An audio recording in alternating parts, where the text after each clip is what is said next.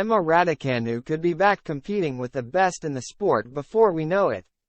Serena Williams' former coach Rick Machi believes Emma Raducanu has what it takes to claw her way back into the WTA top 10 by 2025.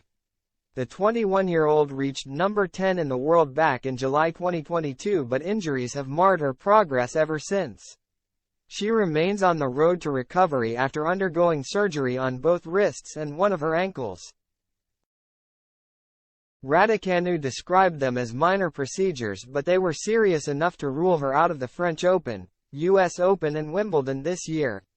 The former US Open champion was hoping to be back in action at the Australian Open next month. However, she failed to make the cutoff for the main draw.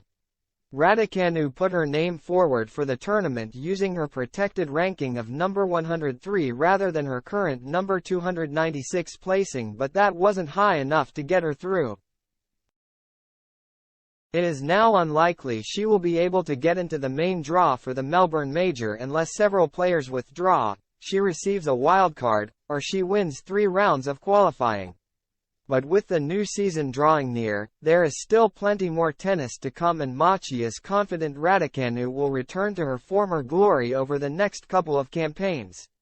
You don't lose the talent or the skill, you lose the desire.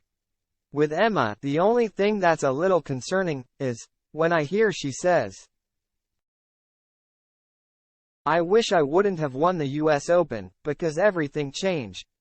That's brutal, he said to Tennis Infinity. I respect her honesty, but as a little girl, you pick up the racket, you love to play, it's so innocent.